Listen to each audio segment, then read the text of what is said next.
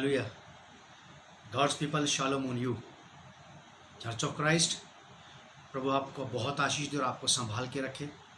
आज के इस नए दिन और नई सुबह के लिए हम प्रभु का धन्यवाद करते हैं, जो समय परमेश्वर ने हमें दिया है। और आज का ये दिन परमेश्वर ने आपको और हमें इसीलिए दिया कि हम आज के दिन में परमेश्वर की भलाइयों को देखें, उसकी अच्छाइयों को देखें। परमेश्वर भला है और परमेश्वर ये भी चाहता है कि हम अपने जीवन से उसको महिमा दें। इससे पहले कि हम आज की बाइबल स्टडी को शुरू करें, आइए हम लोग प्रार्थना करेंगे। पवित्र पिता, प्रभु यीशु के नाम से हम आपका धन्यवाद करते हैं आज के इस नए दिन, नई सुबह के लिए। और जब आपके वचन को पढ़ते हैं प्रभु, से पढ़ने और समझने में हमारी सहायता करें। आपका पवित्र आत्मा हमारी अगुवाई करे, ताकि हम आपके वचन की गूढ़ गहरी रहस्यमयी बातों को समझ सकें और जान सकें इन बातों को, ताकि इन बातों को, ये बातें हमारे अंदर ऐसा काम करें कि जिससे हमारे अंदर एक आत्मिक फल उत्पन्न हो। और पिता परमेश्वर, इससे आपकी महिमा और हमारी आत्मिक उन्नति होने पाए। प्रभु यीशु मसीह के नाम से इस प्रार्थना को हम मांगते हैं, आमीन। एक बार फिर से प्रभु यीशु मसीह के नाम में आप सब लोगों का प्रभु इस ऑनलाइन बाइबल स्टडी में स्वागत है। क्राइस्ट मुक्ति द्वार फेलोशिप देहरादून इंडिया की तरफ से हम आपको प्रभु यीशु के नाम से आशीष देते हैं और सराहते हैं आपके साथ को कि आप हमारे साथ साथ हैं बाइबल स्टडी में। चलिए हम लोग शुरू करेंगे। मेरे साथ निकालें आप इफिसियों की पत्री 3 अध्याय, उसका 14 पद से 18 पद तक। इफिसियों की पत्री 3 अध्याय पार्ट 5 है आज। इफिसियों की पत्री 3 अध्याय 5वां भाग, 3 अध्याय का 14 पद से 18 पद तक। Ephesians chapter 3 part 5, verse from 14th to 18th। निकालें मेरे साथ आप। यहाँ लिखा है, इसका हेडिंग है मसीह का प्रेम। मसीह का प्रेम, प्रभु यीशु मसीह का प्रेम। मसीह यीशु मसीह के प्रेम के बारे में पौलुस प्रेरित कलीसिया को बता रहे हैं। और प्रभु ने कितना प्रेम किया, प्रभु ने बहुत प्रेम किया और प्रभु आज भी हमसे प्रेम करता है। लोग कहते हैं कि प्रेम ये बताया नहीं जाता, बताना पड़ता है कभी कभी जब लोग समझ नहीं पाते हैं। तो पौलुस कलीसिया को बता रहे हैं मसीह के प्रेम के बारे में। लिखा है, मैं पढ़ रहा हूँ, आप लोग निकालिए मेरे साथ, सुन लीजिए। इफिसियों 3 अध्याय 14 पद से 18 पद। मैं इसी कारण उस पिता के सामने घुटने टेकता हूँ, जिससे स्वर्ग और पृथ्वी पर हर एक घराने का नाम रखा जाता है, कि वह अपनी महिमा के धन के अनुसार तुम्हें यह दान दे कि तुम उसके आत्मा से अपने भीतरी मनुष्यताओं में सामर्थ्य पाकर बलवंत होते जाओ, और विश्वास के द्वारा मसीह तुम्हारे हृदय में बसे, कि तुम प्रेम में जड़ पकड़कर और नेव डालकर सब पवित्र लोगों के साथ भली भांति समझने की शक्ति पाओ, कि उसकी चौड़ाई और लंबाई और ऊंचाई और गहराई कितनी है। पौलुस ये चाहते हैं कलीसिया से कि कलीसिया प्रभु यीशु मसीह के प्रेम के बारे में जाने। कलीसिया जाने इस बात को कि मसीह का प्रेम उनके लिए कितना है, कितना ज़्यादा प्रेम है मसीह का उनके लिए। जब तक कलीसिया मसीह के प्रेम को नहीं समझेगी, तब तक कलीसिया मसीह को भी नहीं समझ सकती है। मसीह को समझने के लिए आपको मसीह के प्रेम को समझने की आवश्यकता पड़ेगी, क्योंकि प्रेम, मसीह का प्रेम मसीह के संपूर्ण जीवन का एक अभिन्न अंग रहा है। एक ऐसा भाग, एक ऐसा हिस्सा रहा है प्रेम प्रभु यीशु मसीह के जीवन का, प्रतिदिन के व्यवहारिक जीवन का, जो उनसे कभी भी अलग नहीं हुआ, उनकी मृत्यु के दिन तक और मृत्यु के बाद भी। प्रभु यीशु मसीह का प्रेम, प्रभु यीशु मसीह का प्रेम, प्रभु यीशु मसीह के अपने व्यक्तिगत जीवन का एक अभिन्न अंग था, जो उनसे कभी भी जुदा नहीं हुआ, जो उनसे कभी भी अलग नहीं हुआ। बाइबल में ऐसा भी लिखा है कि मसीह अपने लोगों से, यीशु वैसा ही प्रेम करता रहा जैसा प्रेम वो अपने पृथ्वी पर के दिनों में उनसे करता था। क्रूस पर चढ़ाए जाने से पहले भी, क्रूस पर चढ़ाए जाने से पहले भी प्रभु यीशु मसीह जैसा प्रेम कलीसिया से करते थे, लोगों से करते थे, वैसा ही प्रेम वो उनसे अंत तक करते रहे। उनका प्रेम किसी भी प्रकार से फ्लैक्चुएटेड नहीं रहा, कभी घटा बढ़ा नहीं, एक रिदम में एक ही जैसा बढ़ता चला गया उनका प्रेम, जैसा उनका प्रेम लोगों के साथ था। पौलुस कहता है कि मैं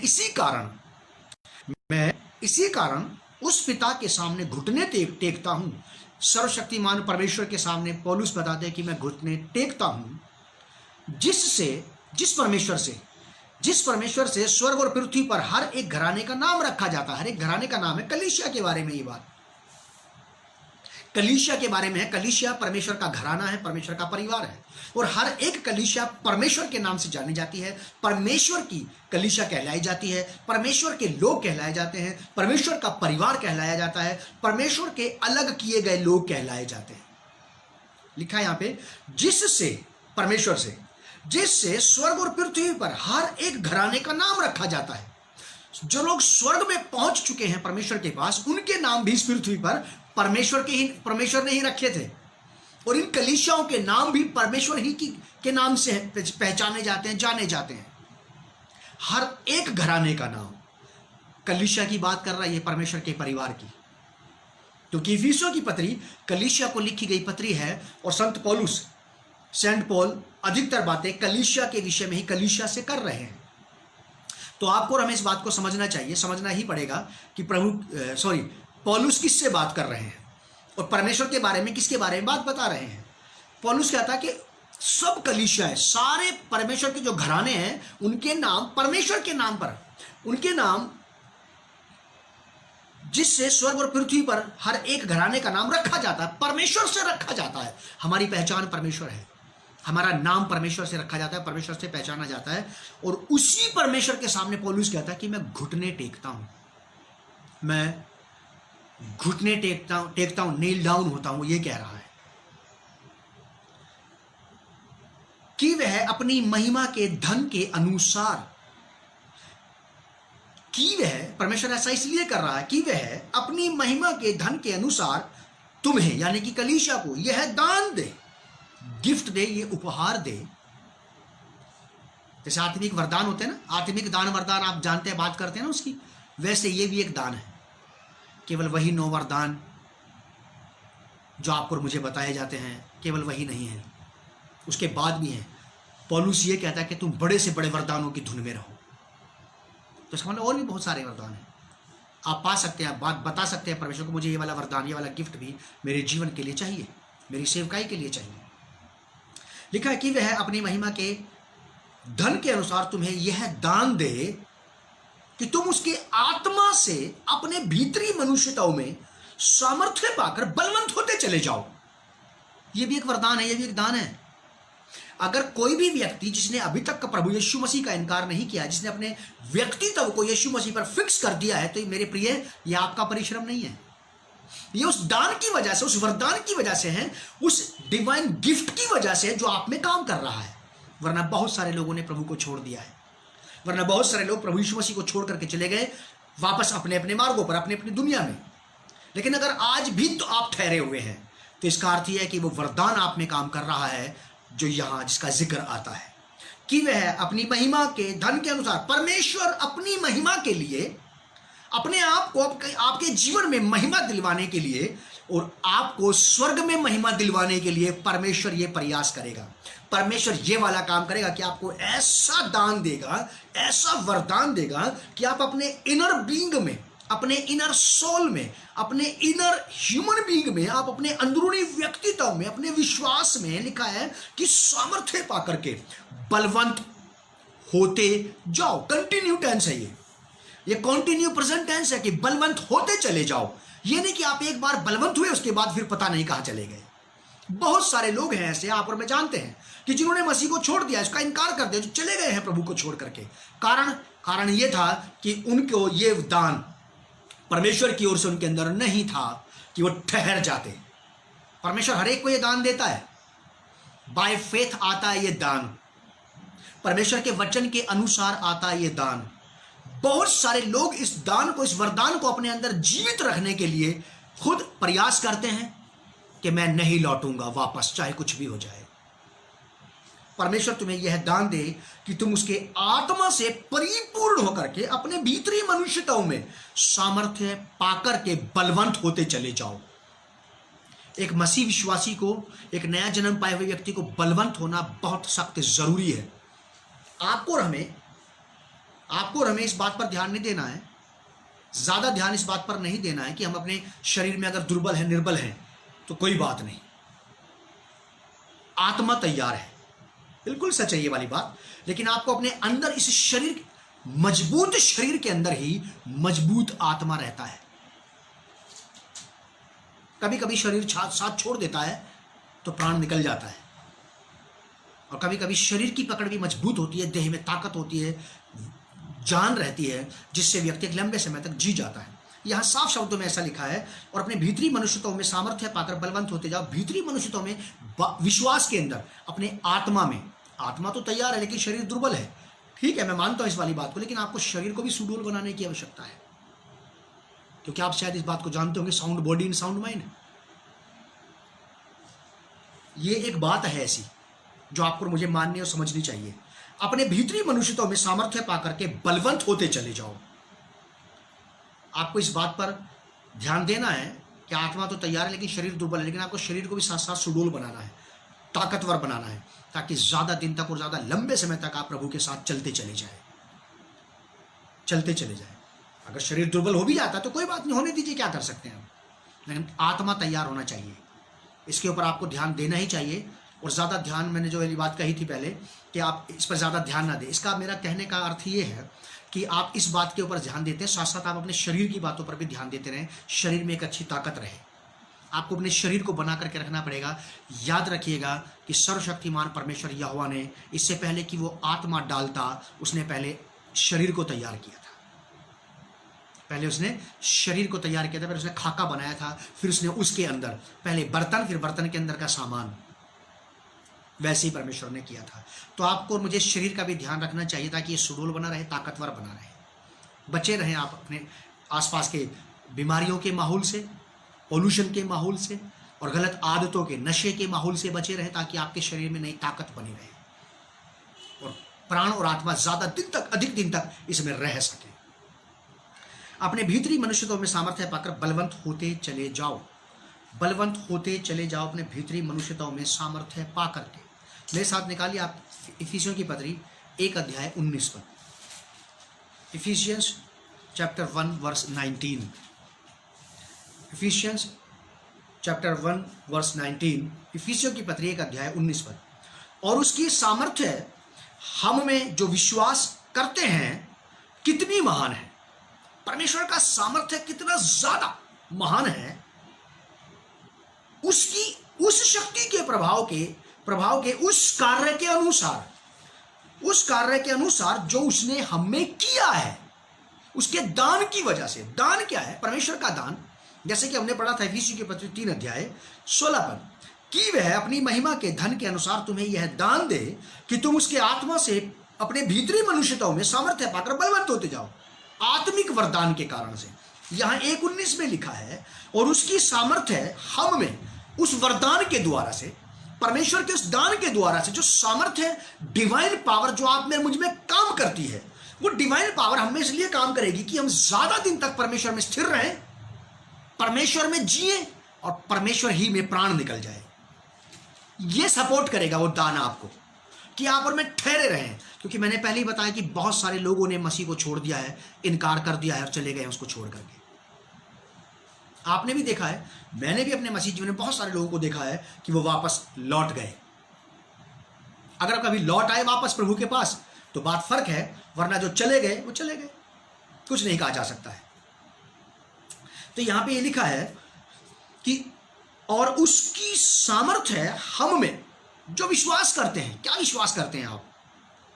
मैं ये विश्वास करता हूं कि परमेश्वर अपने सामर्थ्य के दान के द्वारा, अपने सामर्थ्य के वरदान के द्वारा मुझे, मेरे विश्वास, मेरी सेवकाई में स्थिर मन और स्थिर आत्मा देकर के स्थिर कर सकता है। मुझे स्थिर कर सकता है, वो मुझे बिल्कुल स्टेबल कर सकता है, बिल्कुल स्टेबल कर सकता है मुझे पूरी तरह से अपने मार्गों में, अपनी सेवकाई में, अपने जीवन में, अपनी शिक्षा पर, ताकि मैं बहकने ना पाऊं, डिस्ट्रैक्ट ना हो जाऊं, मिसगाइड, मिसप्लेस और मिसफिट ना हो जाऊं। जहां मुझे नहीं होना चाहिए था वहां है, और जहां होना चाहिए था वहां नहीं है। इसकी वजह केवल यही है, जब तक परमेश्वर का वो वरदान आप में मुझ में काम नहीं करेगा जो हमारे अंदर स्थिरता लाता है, विश्वास की, विचार की, शिक्षा की, चाल चलन की, आत्मिक जीवन की, सामाजिक जीवन की शिक्षा में स्थिरता लाता है, वो दान के प्रभु मुझे स्टेबल कर दे, मुझे परिपक्व बना, मुझे मिच्योर कर प्रभु जी, वो वाली बात पौलुस बता रहे हैं। और उसकी सामर्थ्य हम में जो विश्वास करते हैं कितनी महान है। परमेश्वर की सामर्थ्य बहुत ग्रेट है। उसकी शक्ति के प्रभाव के उस कार्य के अनुसार जो उसने मसीह में किया, मसीह में क्या, किसको मरे हुए में से जिलाकर स्वर्गीय स्थानों में अपनी दाहिनी ओर बैठा लिया। यहां पौलुस 3 अध्याय के 19-16 पद में ठीक वही बात बताते हैं कि वह अपनी महिमा के धन के अनुसार तुम्हें यह दान दे कि तुम उसके आत्मा से, पवित्र आत्मा से, परमेश्वर के आत्मा के द्वारा से अपने भीतरी मनुष्यताओं में परमेश्वर का आत्मा, जिस प्रकार से परमेश्वर यहोवा ने अपने पुत्र प्रभु यीशु मसीह को पवित्र आत्मा की सहायता से कुंवारी मरियम के गर्भ में पहुंचाया, पवित्र आत्मा के सामर्थ्य के द्वारा से, परमेश्वर ने पवित्र आत्मा के सामर्थ्य के द्वारा प्रभु यीशु मसीह को एक छोटे सीड, छोटे बीज के रूप में मरियम के गर्भ में रख दिया। और पवित्र आत्मा की सामर्थ्य के द्वारा से मरियम गर्भवती हुई। पवित्र आत्मा की सामर्थ्य के द्वारा मरियम ने प्रभु यीशु मसीह को जन्म दिया। और पवित्र आत्मा के सामर्थ्य के द्वारा ही, पवित्र आत्मा की देखरेख में ही, पवित्र आत्मा की अगुवाई में ही प्रभु यीशु मसीह का पालन पोषण हुआ और प्रभु यीशु मसीह का जीवन यापन हुआ और प्रभु यीशु मसीह की सेवकाई सफल हुई। पवित्र आत्मा की देखरेख में, पवित्र आत्मा की अगुवाई में, क्योंकि पवित्र आत्मा प्रभु यीशु मसीह को वो सब बातें बताता रहा जो परमेश्वर चाहता था कि प्रभु यीशु मसीह करें, और यीशु मसीह ने वही किया। वो जो कुछ पिता से सुनता था, प्रभु यीशु ने कहा मैं जो कुछ पिता से सुनता हूं वही कहता हूं। पिता से सुनने का मतलब क्या है? परमेश्वर पिता पवित्र आत्मा को बताते हैं, पवित्र आत्मा प्रभु यीशु मसीह को बताते हैं। आज भी ऐसा ही होता है। परमेश्वर, प्रभु यीशु मसीह की बात पवित्र आत्मा तक और पवित्र आत्मा की बात हम तक पहुंच जाती है। जिसे आप और मैं कहते हैं कि पवित्र आत्मा ने मुझसे बात की, कायदे से पवित्र आत्मा के माध्यम से परमेश्वर ने हमसे बात की।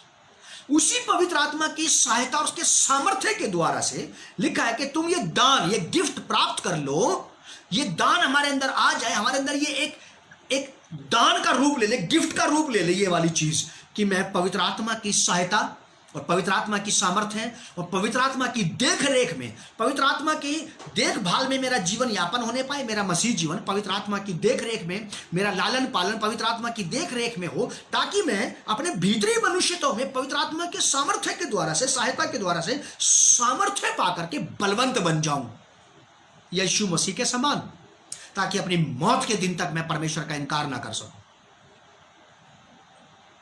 ताकि मैं उस कष्ट और पीड़ा को सहने के लिए भी तैयार हो जाऊं जो प्रभु यीशु मसीह ने क्रूस पर सही। क्योंकि यह बात पहले ही बता दी गई थी। प्रभु यीशु ने कहा यदि कोई मेरे पीछे आए अपना क्रूस ना उठाए तो वो मेरा चेला नहीं हो सकता। क्रूस उठाने का सामर्थ्य आपको पवित्र आत्मा से मिलेगा। क्रूस उठाने की आपको जो स्टेमिना है, जो ताकत है, मानसिक और जिस्मानी और आत्मिक, ये हमें पवित्र आत्मा से मिलती है। प्रभु यीशु मसीह ने भी बड़ी व्याकुलता में, बेचैनी में प्रार्थना की और कहा कि पिता अब मैं तैयार हूं कोड़े खाने के लिए, क्रूस पर मरने के लिए, जिल्लत और लानतान सहने के लिए। आपको और मुझे पवित्र आत्मा ऐसे ही तैयार करेगा मसीह यीशु के लिए, दुख उठाने के लिए।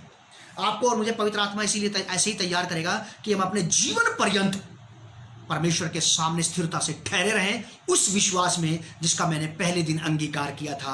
और मैंने ये कहा था कि मैं विश्वास करता हूं या मैं विश्वास करती हूं कि परमेश्वर का पुत्र प्रभु यीशु मसीह मेरा उद्धार करता है, और यीशु मसीह को छोड़ मेरी नजात, मेरा छुटकारा, मेरा साल्वेशन कहीं और नहीं है। अब अपने विश्वास के अंगीकार को आखिरी के दिन तक थामे रखना है। इसको आखिरी के दिन थामे वही रख सकते हैं, वही स्त्री पुरुष थाम के रख सकता है जिसकी पवित्र आत्मा की सहायता के द्वारा से अगुवाई होती है। यहां पे साफ शब्दों में लिखा कि वह 3 अध्याय 16 पद इफिसियों की पत्री, कि वह अपनी महिमा के धन के अनुसार तुम्हें यह दान दे कि तुम उसके आत्मा से अपने भीतरी मनुष्यताओं में सामर्थ्य पाकर बलवंत होते चले जाओ। हमें शरीर की तंदुरुस्ती के साथ साथ अपने भीतरी मनुष्यताओं में, भीतरी मनुष्यताओं का मतलब क्या? आपको अपने मन के विचारों में, अपनी भावनाओं में, अपनी इच्छाओं में, अपनी कल्पनाओं में, अपनी विचारधारा में मजबूती के साथ खड़े रहना, मजबूती के साथ खड़े रहना और सब चीजों का सामना करते हुए अच्छी गवाही देना। फिलिपियों की पत्री 4 अध्याय 13 पद, फिलिपियंस चैप्टर 4 वर्स 13,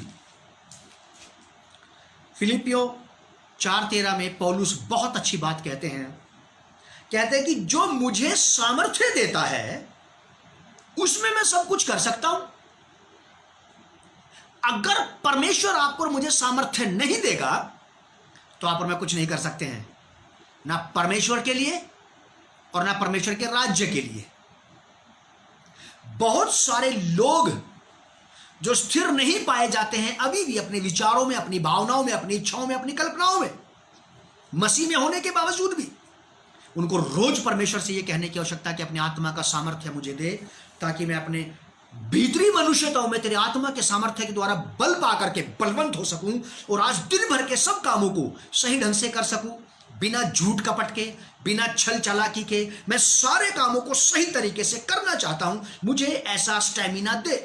हे परमेश्वर, आज मुझे, जैसे आप और मैं कहते हैं ना कि हमारी दिन भर की रोटी आज हमें दे, आपको और मुझे रोज की प्रार्थना, डेली प्रेयर में यह भी कहना चाहिए, मुझे आज अपने आत्मा का वो सामर्थ्य दे कि मैं आज के दिन भर की दौड़ को पूरा कर सकूं, मैं आज के निशाने की तरफ दौड़ा चला जाऊं और मैं अपनी आज की आत्मिक यात्रा को सही ढंग से पूरा कर सकूं, बिना परमेश्वर को दुख दिए, बिना उसका इनकार किए, बिना उसके वचन का मखौल उड़ाए। क्योंकि लिखा है कि परमेश्वर ठट्ठों में उड़ाया नहीं जाता।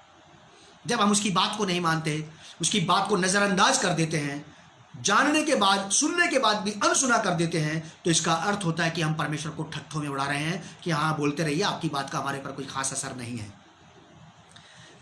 आप में से अगर कोई भी व्यक्ति, आज कोई भी व्यक्ति, कोई भी स्त्री पुरुष, कोई भी मसीह जन जो मसीह के आने तक विश्वास में स्थिरता से ठहरे रहना का विचार अपने अंदर रखता है, मैं आपको यह बता देना चाहता हूं कि यह विचार केवल विचार ही रहेगा अगर आपको परमेश्वर के द्वारा से सहायता ना मिली। अगर परमेश्वर के आत्मा के द्वारा आपको सामर्थ्य नहीं बनाया गया और परमेश्वर का आत्मा आपको और मुझे वो सामर्थ्य ना दे जिसमें आप और मैं स्थिरता से ठहरे रह सकें और मौत का भी सामना कर सकें और कह सके कि मैं जीवन का इनकार कर सकता हूं, मैं जिंदगी का इनकार कर सकता हूं, लेकिन मुक्तिदाता प्रभु यीशु मसीह का इनकार नहीं कर सकता हूं, तब आप ऐसा कर पाएंगे। पौलुस बहुत अच्छी बात कहते हैं कि जो मुझे सामर्थ्य देता उसमें मैं सब कुछ कर लूंगा। यदि परमेश्वर मुझे सामर्थ्य देगा, मुझे एम्पावर्ड करेगा स्पिरिचुअली, अगर मुझे सही समय में लगातार आपके और मेरे शरीर को अगर लगातार सही खाना, सही आहार मिलता रहे, संतुलित आहार, तो हमारे शरीर में जान, ताकत बनी रहेगी। और जब शरीर में जान या ताकत ज्यादा रहती है तो शरीर के जो इंटरनल ऑर्गन्स है, जो अंदरूनी पार्ट है, जो अंदरूनी हिस्से हैं, वो भी भले चंगे और तंदुरुस्त रहते हैं ज्यादा दिन तक। पान, बीड़ी, सिगरेट, तंबाकू, शराब का आप इस्तेमाल मत कीजिए, धुएं से और पॉल्यूशन से आप बचे रहिए, संतुलित आहार खाइए। आपके शरीर में ताकत आएगी। जितना ज्यादा शरीर में ताकत आएगी उतना ही ज्यादा आपका आत्मा भी बलवंत होता चला जाएगा, आप ज्यादा दिन तक जिएंगे। बाइबल में ऐसे लिखा है, मनुष्य कितने दिन जीवित रहेगा, भजन संहिता में लिखा है 60 साल, 80 साल या 100 साल। अगर शरीर में ज्यादा ताकत रही तो 100 या 120 साल तक। अगर शरीर में ताकत रही तो वो ये कहता है, भजनकार कहता है, अगर शरीर में ताकत रही। कई बार आदमी शरीर की कमजोरी के कारण से प्राण छूट जाता है, याद रखिएगा आप इस बात को। मेडिकली भी लोग इस बात को जानते हैं, जिनको मेडिकल की नॉलेज है वो इस बात को जानते हैं कि दुर्बलता, शरीर की कमजोरी के कारण से भी आदमी मर जाता है। तो जितना ज्यादा आप अपनी आत्मा का ध्यान रखते हैं उतना ज्यादा आप शरीर का भी ध्यान रखें, क्योंकि शरीर परमेश्वर का मंदिर है। आपकी आत्मा को पवित्र आत्मा का मंदिर नहीं कहा गया? क्या तुम नहीं जानते कि तुम्हारी देह, हमारा शरीर पवित्र आत्मा का मंदिर है और परमेश्वर का आत्मा तुम में रहता है। तो इस बाहरी मंदिर को भी आपको मुझे साफ सुथरा रखना चाहिए, इसको शुद्ध और पवित्र रखना चाहिए, बाहर से भी और अंदर से भी। पौलुस कहते हैं कि जो मुझे सामर्थ्य देता है उसमें मैं सब कुछ कर सकता हूं, उसमें मैं सब कुछ कर सकता हूं। इसका मतलब जब परमेश्वर मुझे सामर्थ्य देता रहेगा उसमें सब कुछ करता रहूंगा, मैं ठहरा रहूंगा और परमेश्वर में बढ़ता चला जाऊंगा। 17वीं आयत, 17th वर्स, और विश्वास के द्वारा मसीह तुम्हारे हृदय में बसे। बाय फेथ, विश्वास के द्वारा मसीह आपके हृदय में ज्यादा दिन तक जड़ पकड़ सकता है, बस सकता है। विश्वास के द्वारा का मतलब क्या है? आपको और मुझे प्रभु यीशु मसीह की बात पर विश्वास करना पड़ेगा। उसने ये कहा है कि डर मत, मैं तेरे साथ हूं। मसीह ने यह कहा है कि मैं जगत के अंत तक सदैव तुम्हारे साथ हूं। या इस बात पर विश्वास किया जा सकता है कि प्रभु यीशु मसीह ने 2000 साल पहले क्रूस पर जो बलिदान दिया, जो लहू बहाया है, जो बलिदान प्रभु यीशु मसीह ने दिया, जो सैक्रिफाइस प्रभु यीशु मसीह ने किया है, मैं उसका बिलीव करता हूं, मैं उसको रिसीव करता हूं, मैं उस पर विश्वास करता हूं कि उसी बलिदान के द्वारा से मेरा और मेरे घराने का उद्धार हो चुका है। ये बातें आपके मेरे अंदर विश्वास को कायम रखेंगी।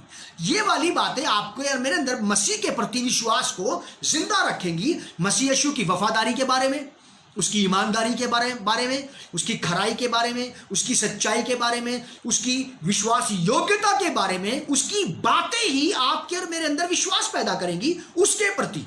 आप और मैं किसी भी आदमी से जब बात करते हैं, आप उस व्यक्ति पर विश्वास कर लेते हैं। क्या देखकर विश्वास करते हैं? आप उसकी बात सुन के तो विश्वास करते हैं। आपको कैसे पता? आपको पक्का पता बिल्कुल नहीं है कि ये ऐसा ही करेगा, लेकिन तो भी हम उस व्यक्ति पर विश्वास करते हैं कि चलो जब ये कह रहा है तो शायद कर देगा ये ऐसा, चलो मैं इस पर विश्वास करके इसको ये चीज दे देता हूं और ये बाद में मुझे लौटा देगा। विश्वास ही तो करते हैं हम किसी मनुष्य की बात पर। ठीक वैसे यहां पे साफ शब्दों में पौलुस कहते हैं कलीसिया को, और विश्वास के द्वारा मसीह तुम्हारे हृदय में बसे। विश्वास के द्वारा। अगर आपने और मैंने मसीह पर विश्वास नहीं रखा तो मैं आपको यह बता देना चाहता हूं कि वो आपके हृदय में नहीं रह सकता फिर, क्योंकि आपके पास ऐसा कुछ नहीं है उसको देने के लिए जिसको लेकर के वो आपके साथ रहने को राजी हो जाए, एक्सेप्ट फेथ। विश्वास के अलावा आपके पास उसको अपनी तरफ कर लेने का कोई दूसरा रास्ता नहीं है। अगर आप में से किसी विद्वान व्यक्ति को इस बात का पता है कि विश्वास के बगैर भी यीशु मसीह मेरी तरफ हो सकता है, मैं इसको ये चीज दे करके अपनी ओर कर सकता हूं, तो आप मुझे भी जरूर बताइएगा। मैं सीखना और सुनना चाहता हूं, क्योंकि मैंने तो बाइबल में यह पढ़ा है कि बिना विश्वास के परमेश्वर को प्रसन्न करना अनहोना है, असंभव है, नामुमकिन है, नहीं हो सकता, इम्पॉसिबल है, ये पॉसिबल ही नहीं है। आप और मैं प्रभु की बात पर विश्वास करें और अपने हृदय में प्रभु की बातों के विश्वास को जमने दे, जड़ पकड़ने दे हृदय में। जैसा कि दाऊद कहता है भजन संहिता 119 अध्याय में कि मैंने तेरे वचन को अपने हृदय में रख छोड़ा है कि तेरे विरुद्ध पाप ना करूं। मैंने तेरे वचन को अपने हृदय में रख छोड़ा है कि तेरे खिलाफ पाप ना करूं। और बाइबल बताती है कि सबसे बड़ा पाप है हुकुम उदूली, आज्ञा ना मानना, परमेश्वर की बात को ना मानना, उसकी बात पर विश्वास ना करना। और विश्वास के द्वारा मसीह तुम्हारे हृदय में बसे। आप यीशु मसीह को, अगर कोई भी व्यक्ति चाहता है कि यीशु मसीह मेरे हृदय में रहे, प्रभु मेरे हृदय में आ जाओ। एक गीत है, बहुत लोग गाते हैं, मेरे हृदय में आओ प्यारे प्रभु तुम आओ, मेरे हृदय में आओ। प्रभु आपके हृदय में आके क्या करेगा यदि आपके पास उसको देने के लिए विश्वास नहीं है तो? और बिना विश्वास के आप और मैं उसको अपने हृदय में ज्यादा दिन तक नहीं रख सकते। हम विश्वास के द्वारा ही प्रभु को अपने अंदर रख सकते हैं। लिखा है कि और विश्वास के द्वारा, बाय फेथ, मसीह तुम्हारे हृदय में बसे कि तुम प्रेम में जड़ पकड़कर और नेव डालकर सब पवित्र लोगों के साथ भली भांति समझने की शक्ति पाओ। आपको सही ढंग से परमेश्वर के वचन को समझने की, भली भांति समझने की शक्ति पाओ। आपको परमेश्वर से कहना, मुझे ऐसी बुद्धि और ऐसी ज्ञान, ऐसी अकल और ऐसी समझ दे कि जो बात मुझे बताई जा रही है मेरे अंदर जड़ पकड़ जाए। भली भांति समझने की शक्ति प्राप्त करनी है आपको परमेश्वर से प्रार्थना करके, उन लोगों के द्वारा जो आपको सिखा रहे हैं। लिखा है कि और विश्वास के द्वारा मसीह तुम्हारे हृदय में बसे कि तुम प्रेम में जड़ पकड़कर। विश्वास का जो वचन आपको और मुझे दिया गया है उसको आपको और मुझे प्रेम से अपने अंदर रखना पड़ेगा। प्रेम के द्वारा ही वो जड़ पकड़ेगा, प्रेम के द्वारा ही वो फले फूलेगा। अगर उन बातों के प्रति हमारा प्रेम नहीं है, हमने उन बातों को अपने हृदय में आदर के साथ लिया और प्रेम के साथ, बड़े प्रेम के साथ, बड़े आदर के साथ उनको जड़ पकड़ने दी, तो वो बढ़ेंगी। लिखा कि जड़ पकड़कर और नेव डालकर। नेव डालना निहायत जरूरी है, क्योंकि जिन बिल्डिंगों की या जिन लोगों की बुनियाद ज्यादा गहरी नहीं होती वो उखड़ जाया करते हैं। आपको पता, जितने लोग लौट गए वापस, एक ही वजह नहीं होती लौटने की, लौटने की कई सारी वजहें होती हैं। और ये लौटने का जो प्रोसेस है एक ही दिन में शुरू नहीं होता कि आदमी आज ही लौट गया। 15 साल पुराना मसीह, 20 साल पुराना मसीह आज ही वापस लौट गया, नहीं, आज ही थोड़ा लौटा है। वो लौटने का प्रोसेस तो उसके जीवन में बहुत लंबे समय से शुरू हो चुका था, लेकिन वो समझ नहीं पाया इस बात को।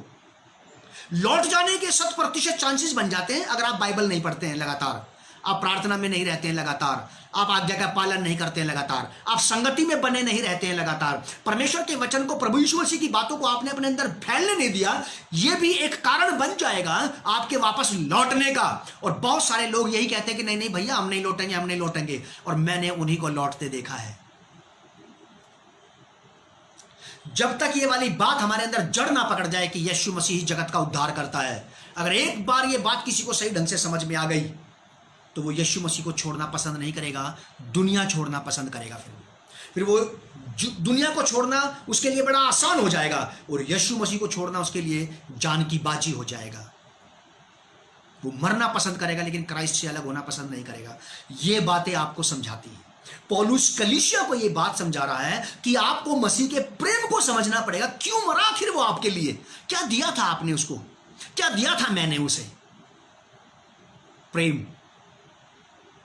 जिस प्रेम से वो मरा है वही प्रेम वो हमसे भी चाहता है कि हम उससे वही प्रेम करें। मैंने ऐसा पढ़ा है श्रेष्ठ गीत की किताब में कि प्रेम तो मृत्यु के तुल्य सामर्थी है। अगर आपका प्रेम किसी से हो गया तो वो खत्म नहीं होगा मरने तलक भी। परमेश्वर ऐसा प्रेम, ऐसी गहराई का प्रेम आपके अंदर करेगा। लिखा कि प्रेम तो मृत्यु के तुल्य निर्दयी है। निर्दयी है प्रेम। आदमी को मरवा देगा लेकिन ये अलग नहीं होगा। जैसे प्रभु यीशु मसीह ने क्रूस पर अपना बलिदान दिया प्रेम के कारण। परमेश्वर ने जगत से ऐसा प्रेम रखा, प्रेम ने बाध्य कर दिया, प्रेम ने मजबूर कर दिया सर्वशक्तिमान परमेश्वर को। परमेश्वर भी प्रेम को टाल नहीं सका। बेहतरीन बात, परमेश्वर भी अपने अंदर से उमड़ने वाले प्रेम की आवाज को सुनकर के उसको नजरअंदाज नहीं कर सका। परमेश्वर प्रेम से ऐसा लबालब भर गया, उस प्रेम के हाथों मजबूर होकर, बाध्य होकर के परमेश्वर ने अपने इकलौते पुत्र को देना ही पड़ा। परमेश्वर ने जगत से ऐसा प्रेम रखा। कैसा? कि अपना इकलौता बेटा दे दिया, अपना स्वर्ग पूरा खाली कर दिया, स्वर्ग को एक ही झटके में कंगाल कर दिया। अब स्वर्ग बिल्कुल जीरो हो गया। अगर क्राइस्ट वहां नहीं है तो स्वर्ग की कोई वैल्यू नहीं है। क्राइस्ट वहां है तो स्वर्ग की वैल्यू है, ये तो नहीं। स्वर्ग की कुल धन संपत्ति, जो स्वर्ग की रौनक थी, जो स्वर्ग की खूबसूरती था, वो तो यहां था। तो स्वर्ग में क्या बचा? कुछ भी नहीं। अब बस पिता भी इंतजार करता रहा कि किस दिन ये सारी कार्रवाई को पूरा करके वापस लौटेगा और मैं फिर से अपने बेटे के साथ आनंद और खुशी और शांति से रहूंगा। परमेश्वर में तब भी शांति थी, तब भी खुशी थी परमेश्वर को, क्योंकि वो यहां पे परमेश्वर की इच्छा पूरी करने के लिए था। और विश्वास के द्वारा मसीह तुम्हारे हृदय में बसे कि तुम प्रेम में जड़ पकड़कर और नींव डालकर सब पवित्र लोगों के साथ, अपवित्र लोगों के साथ नहीं, अपवित्र लोगों के साथ नहीं।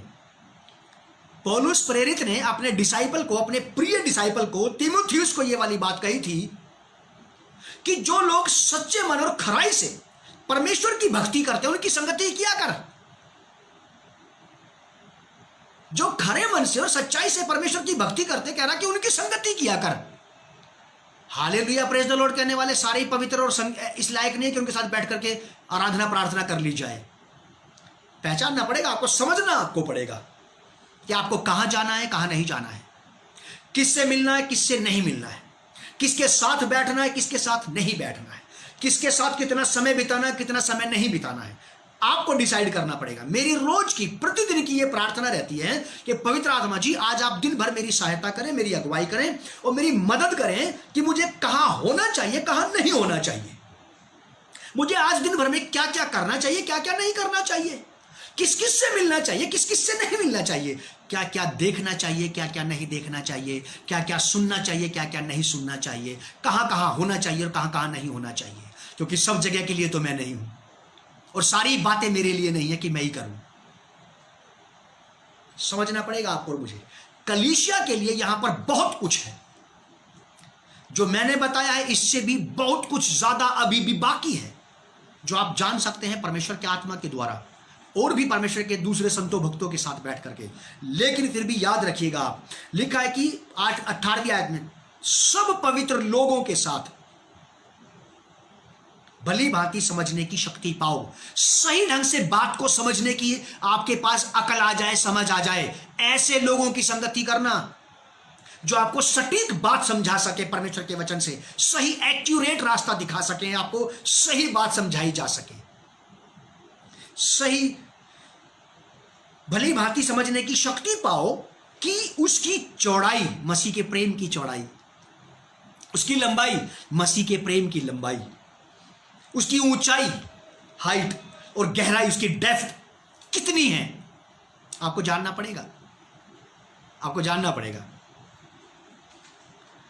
लिखा है कि सब पवित्र लोगों के साथ भली भांति समझने की शक्ति पाओ कि उसकी चौड़ाई और लंबाई और ऊंचाई और गहराई कितनी है।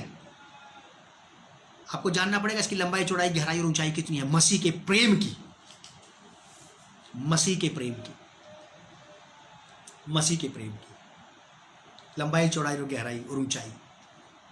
परमेश्वर के एक जन से मैंने सुना था, किसी किताब में मैंने पढ़ा था, उन्होंने समझाने का प्रयास किया था कि लकड़ी का एक सिरा जमीन के अंदर है और एक सिरा आसमान में है, और प्रभु यीशु मसीह के दोनों हाथ यूं हैं, पैर नीचे की तरफ है, सिर ऊपर की तरफ है।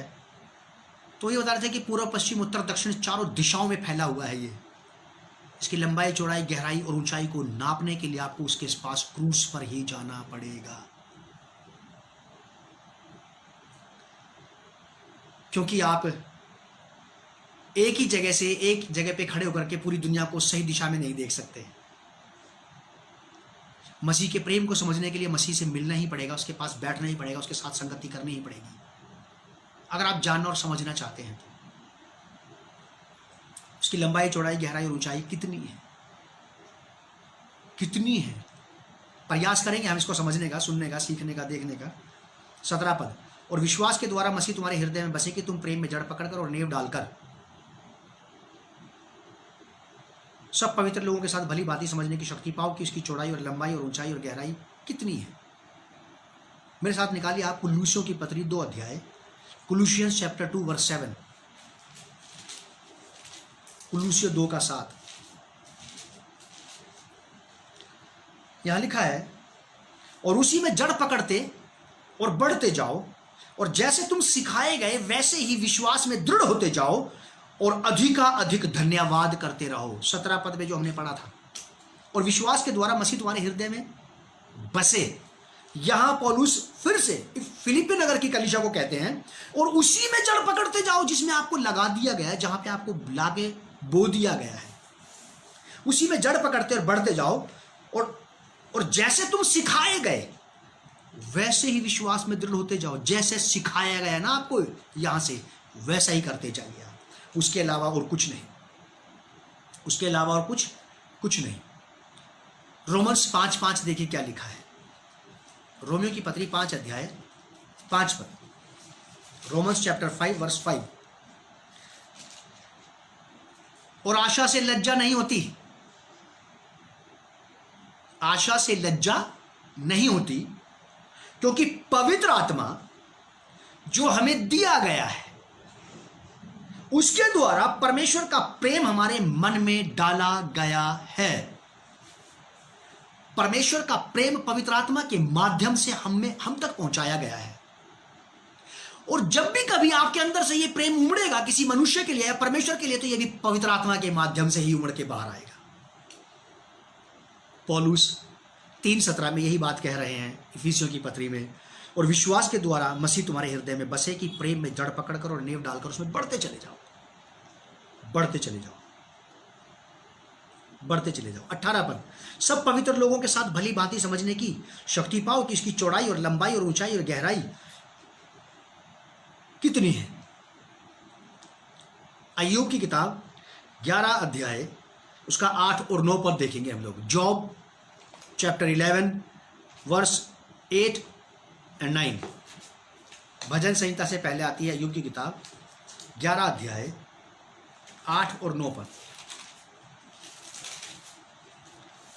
11 अध्याय 8 और 9 पद अय्यूब की किताब में ऐसा लिखा है, वह आकाश सा ऊंचा है, तू क्या कर सकता है?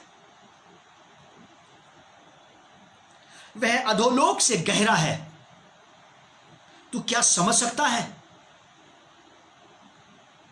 उसकी माप पृथ्वी से भी लंबी है और समुद्र से भी चौड़ी है। लेकिन फिर भी परमेश्वर हम में से किसी से दूर नहीं है। यदि आप प्रयास करेंगे, यदि आप चाहेंगे, तो परमेश्वर आपको जरूर मिलेगा। ये होमवर्क है आपके और मेरे लिए, कलीसिया के लिए। मैं फिर से एक बार 14 पद से 18 पद तक को पढ़ देता हूं। आप इसे अपने घर में भी स्टडी कीजिए। यदि आप मुझसे कभी मिले या बात करना चाहें व्हाट्सएप पे, आप बात कर सकते हैं इसके बारे में। लिखा है, मैं इसी कारण उस पिता के सामने घुटने टेकता हूं। पौलुस कहता है कि मैं घुटने टेकता हूं, नतमस्तक होता हूं, उसका धन्यवाद करता हूं, जिससे स्वर्ग और पृथ्वी पर हर एक घराने का नाम रखा जाता है, कि वह अपनी महिमा के धन के अनुसार तुम्हें यह दान दे कि तुम उसके आत्मा से अपने भीतरी मनुष्यत्व में सामर्थ्य पाकर बलवंत होते जाओ। ये कॉन्टिन्यू प्रेजेंट टेंस है, बलवंत होते जाओ। आप एक समय पर बलवंत थे, दूसरे समय पर बलवंत नहीं है। ये खतरे में डाल देगी बात आपको। आपका बलवंत रहना ही आपको खतरे से बचाएगा। आपको परमेश्वर में, प्रभु की शिक्षा में, अपने मसीह जीवन में कमजोर होना, ये आपको खतरे में डाल देगा। खतरे में डाल देगा ये आपको बलवंत रहना ही पड़ेगा। अपनी कमर कस के, मजबूती, अपने विश्वास में, अपने आत्मा में, अपने प्राण में, अपने देह में शिक्षा के अनुसार स्ट्रांग बनकर के आपको एक मजबूत पिलर, एक मजबूत स्तंभ की तरह खड़े ही रहना पड़ेगा, एक चट्टान के समान, सारे तूफानों का सामना करते हुए, सारे तूफानों का, सारी बर्बादियों का, सारे तहस नहस और तबाहियों का, सारे इंसानी शैतानी झमेलों का सामना करते हुए आपको खड़े रहना ही पड़ेगा, ताकि आप आखिरी में इन सबको मुंह तोड़ जवाब दे करके इनका अंत कर डालें और आप अकेले ही खड़े दिखाई दें। बड़े बड़े तूफान आते हैं, बड़ी बड़ी चट्टानों से टकराते हैं, वो कुछ नहीं बिगाड़ पाते। तूफान टकरा कर वापस लौट जाते हैं और चट्टानें वहीं खड़ी रह जाती हैं। ऐसा विश्वास